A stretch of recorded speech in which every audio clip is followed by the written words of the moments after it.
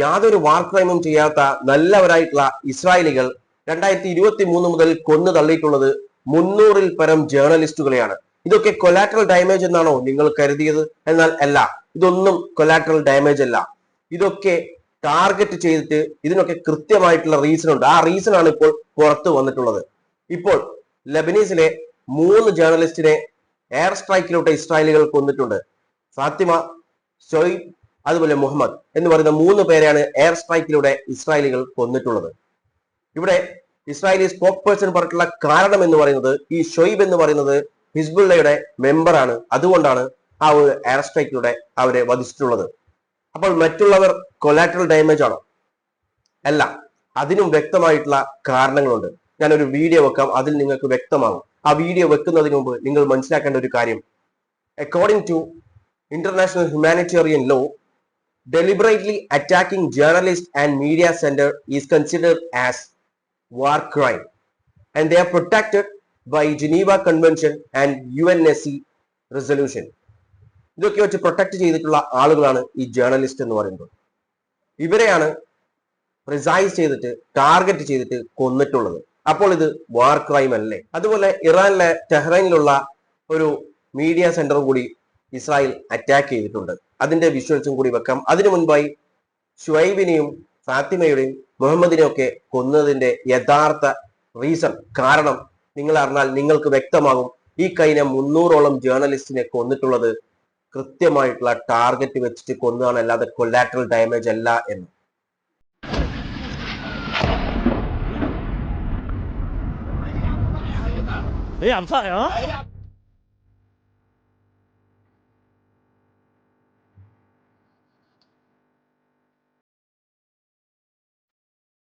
يستهدف المدنيين ويستهدف الزملاء الإعلاميين، والسبب واضح وصريح. صحافي السبب واضح وصريح. بلدة الطيبة حيث دارت مواجهات وما زالت تدور هذه المواجهات في استهداف مباشر لآليات الاحتلال العسكرية. منزل أو مبنى ارتكب فيه الاحتلال الإسرائيلي يوم أمس مجزرة. نتحدث عن 7 شهداء من أفراد عائلتي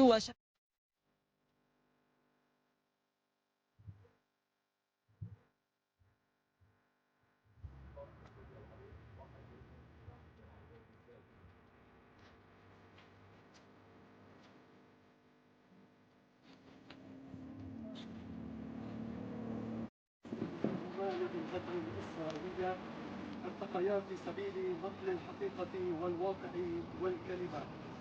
شهدان سبيلان. കേട്ടല്ലേ?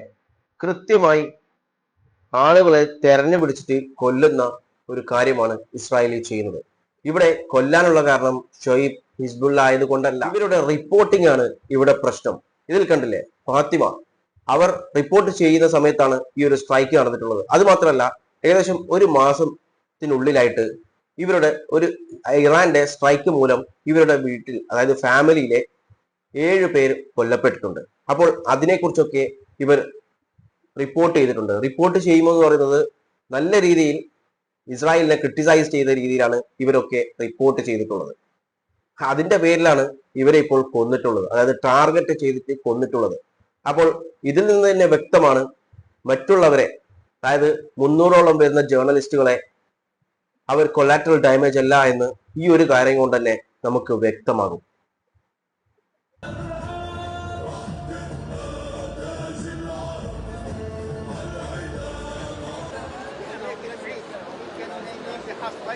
يلي بدنا نقوله اليوم انه هيدي الجرائم الاسرائيليه المتكرره يمكن بطلت غريبه علينا.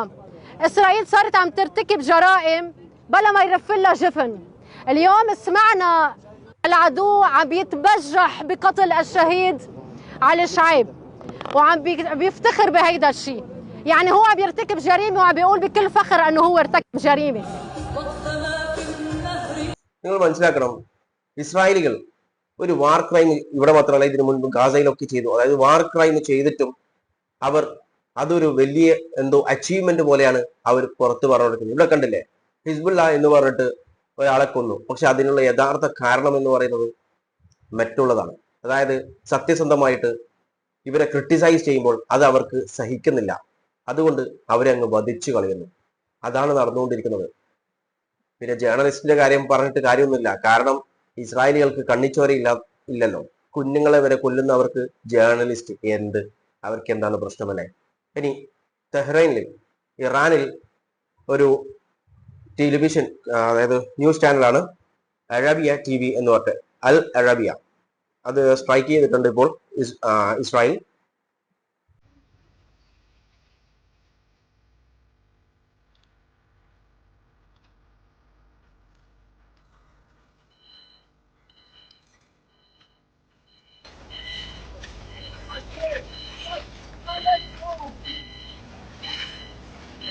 محمد، كنت أقدم رسالتي هنا تماما من قرب في مكتب التلفزيون العربي في طهران، وفجأة اصطدم صاروخ هنا بهذا المبنى. كما نلاحظ كيف يبدو الوضع في هذا المكان. هذا مكتب التلفزيون العربي كما نشاهد.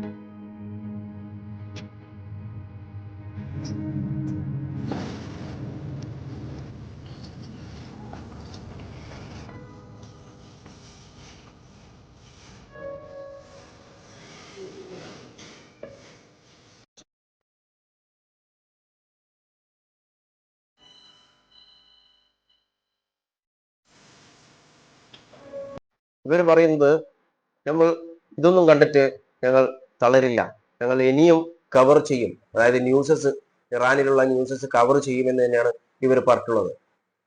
ഇവരുടെ ഓഫീസിന്റെ കോലം കണ്ടില്ലേ? അതൊരു മീഡിയ സെന്റർ ആണ്. അതായത് deliberately attacking media centre and journalist is a war crime എന്നാണ്. അപ്പോൾ ഇവർ ഘോരഘോരം പ്രസംഗിക്കുന്നു, ഞങ്ങൾ ഒരു വാർ ക്രൈമും ചെയ്യുന്നില്ല, ഞങ്ങൾ സിവിലിയൻസിനെ അടിക്കുന്നില്ല, അറ്റാക്ക് ചെയ്യുന്നില്ല എന്നൊക്കെ ഇസ്രായേൽ പറയുന്നു. എന്നാൽ ഇറാനാണ് ഇതൊക്കെ ചെയ്യുന്നത് എന്നാണ് ഇസ്രായേൽ പറയുന്നത്. പക്ഷെ യഥാർത്ഥത്തിൽ ആരാണ് ഇവിടെ വാർ ക്രൈം ചെയ്തുകൊണ്ടിരിക്കുന്നത്? സിവിലിയൻസിനെ അടിക്കുന്നത് ആരാണ്? കുട്ടികളെ അടിക്കുന്നത് ആരാണ്? സാധാരണക്കാരെ അടിക്കുന്നത് ആരാണ്? ജേർണലിസ്റ്റിനെ കൊല്ലുന്നത് ആരാണ്? ജേർണലിസ്റ്റ്, അതായത് മീഡിയ സെന്റേഴ്സിലേക്ക് ബോംബ് ഷെല്ല് ചെയ്യുന്നത് ആരാണ്? ഇതൊക്കെ ചെയ്യുന്നത് ഇസ്രായേലാണ്.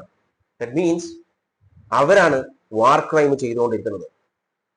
എന്നിട്ടും അവർ ഇറക്കുകയാണ് വിക്ടിം കാർഡ്. നമ്മളുടെ സിവിലിയൻസിനെ, അതായത് നമ്മുടെ ആളുകൾ താമസിക്കുന്ന ആടെ ഇറാൻ അറ്റാക്ക് ചെയ്യുന്നു എന്നൊക്കെ പറഞ്ഞു. ഇതൊക്കെ കണ്ടിട്ടും ഇപ്പോഴും ഇസ്രായേലിനെയും US-നെയും സപ്പോർട്ട് ചെയ്യുന്ന ആളുകളുണ്ട് എന്നുള്ളതാണ് സത്യം.